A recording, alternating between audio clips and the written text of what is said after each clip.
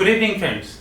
This side Rahul Magan here is a Group Chief Executive Officer, Treasury Consulting, and also a venture capitalist. Standing today on 22nd September 2019, practically 1:30 in the morning, we are going to be talking about our new framework which we are launching in the public domain, which is the TEAR framework. TEAR framework means Treasury Earnings at Risk, TEAR.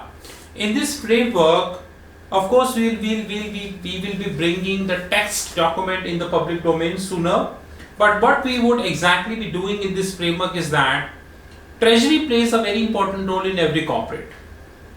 That's a different thing that the few great countries like India till now not realize the importance of Treasury domain, neither in the private sector nor in the public sector. And that is one of the reasons that except few companies like Reliance Industries Limited, TCS, L&T and a few companies, almost every company is predominantly running a treasury as a cost center. I'm never shy saying so that my two companies, HCL and EXL. HCL is little bit on a profit side now, and while EXL is completely a cost center treasury, they are reluctant. And why EXL? Most of the IT companies, it's about Genpact and all, they are completely cost-based company, cost-based treasury. They do not know how to make treasury as a profit center. While if you look at the experiences of the good companies like Reliance, TCS and L&T, who are into so many business domain and multidisciplinary companies, we get to know that they did pretty well job, very decent job. And in this decent job, what they did that they let Treasury to decide the pricing of the company, and end result, all these companies are in profit irrespective of the currency movement, and the credit and the kudos has to go to Treasury. In that regards, we have devised a framework which we term this as a TEAR, which is Treasury Earnings at Risk. In this framework, we have 5 points. Though it's a pretty short video, I'm not going to elaborate every point. We're going to have a whiteboard presentation on these points. Now, first is the static hedging program. That how static, so what is TEAR in short? TEAR means that you ending up our top line. Top line means the revenue from operations. Well, most of the business valuation courses where you go and ask people that what is top line, people will say revenue. Because the level of education we have worldwide is that no one will tell you that the top line means revenue from operations. So the other income, which is the treasury income, will not come in that. So top line plus and other income is known as the adjusted top line. But anyways, the chartered financial analyst and the Faltu risk management and the degrees like chartered accountancy will never teach you that. That I assure you. Please be rest assured. So our first is the static hedging program. So TEAR means that how much, so you have 3 lines, top line, bottom line, which is known as EBIT or operating profit, and the top line, middle line means the EBIT, then the bottom line, which is the PAT, profit after tax, right? Now TEAR means how much income treasury can contribute to the PAT provided you let treasury to run efficiently in the system, or you give their dues to the treasury.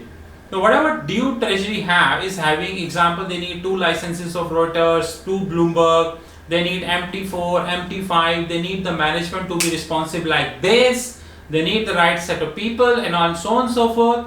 We have, so they came up with an income.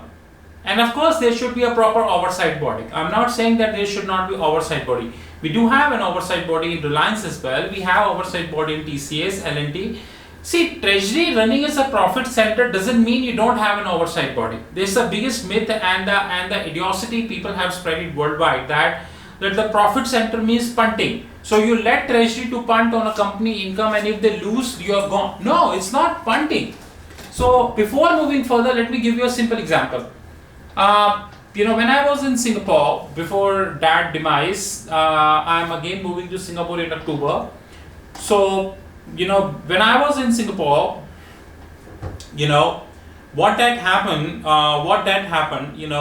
that there was an event, without quoting the name. In this event, one of the CFOs of the company came, busted companies. I will not name the CFO, it's not professional to put the name in public domain. While interacting, we had a chat about the difference between the profit making treasury and the punt treasuries. Although many people do not understand that. he endorsed my point. He said that profit making treasury means that you give your dues to treasury, and also you have an oversight body, and which is pretty responsive in nature. Responsive means it's alert in nature. So even at 3 a.m. in the morning, if you call them, they pick up the call. On the contrary, the punt treasury means, without quoting the name of many busted companies we have in Singapore, we have various banks. Like recently, I don't know whether it is right or wrong, I do not know, but recently there is a news which came that Mitsubishi, with one of the traders, oil traders in the Mitsubishi Corporation, he did a fraudulent oil hedge of roughly $320 million, and which Mitsubishi said that they was not aware of. I don't know the reality. I hope you remember in the UBS in 2008, when one of the rock traders, he did several $billion of trade for the sake of profit, but they went into losses, right? This is punting treasury, which means there is no oversight. One is the pessimist treasury. It means the complete oversight. They not allow you to do anything, right? So this is how. Now what is happening, that the first stage is the static hedging programs, wherein we are going to be evaluating, and rest assured that it is not a qualitative program. So this tier, which is treasury earnings at risk, this is not a qualitative program. This is a quantitative program which we are running. Well. Let me show you one thing, that this qualitative aspect, this quantitative part, which means the mathematics, doesn't mean that we will bring all mathematics in the form of a white paper and put it in the public domain. No. If you're thinking that, it will never happen. A small piece of the mathematics will come in the public domain. A very small piece, well, the rest will not. The first step would be the static hedging program. Then we will move to the dynamic hedging program, which is the second step. Then the third would be the treasury center. Like we have multiple good companies, like ExxonMobil is one of them, you have RIL is one of them, L&T, TCS, we have pretty good names, those who are running as a treasury center. Well, there are multiple bankers in Goldman and all, those who say that we can use another word, which is COE, Center of Excellence, Treasury Center of Excellence. I'm not pretty much differ from them, so I'm referring to Treasury Center, they refer this as a Center of Excellence. You can say so. Then we will compare the impact of OIS and basically OIS and FRA in the local currency on a BIPS basis. I assure you we're going to have a video on that, but according to one of the research which is being conducted, and this research put in the public domain, that many British companies do not take the OIS, which is overnight index swaps, and as well as the local currency forward rate agreement into public domain in their treasury function. Henceforth, they are losing a considerable amount of money.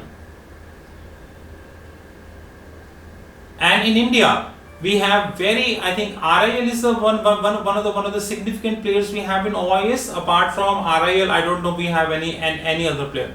In fact, most of the bankers sitting in the front office, they do not know what OIS stands at. They do not know what MIOIS. So let me give you a question. The question is that if you are a banker, you think that you work in a treasury domain, just let me know how MIOIS works. And what is a rationale? Why Thomson Reuters give MIOIS when they will give you the ticker price of OIS, overnight index swap? Why do they give you the ticker of MIOIS? What is the rationale behind that? And why do the banks needs that on a daily note, right? So we're going to have a very quantitative exercise about OIS and FRA in the local currency. And then all the four would be added, which is static, dynamic, treasury center, and the OIS and the FRA. This net has to be tallied with the total surplus corpus, foreign and local currency, we all is quantitative. And net we are going to show to that corporate that this is treasury earnings at risk, which means that this could be saved by treasury or earned by treasury provided you let them function appropriately. And having said that treasury should get their own dues, which in most of the cases they don't get.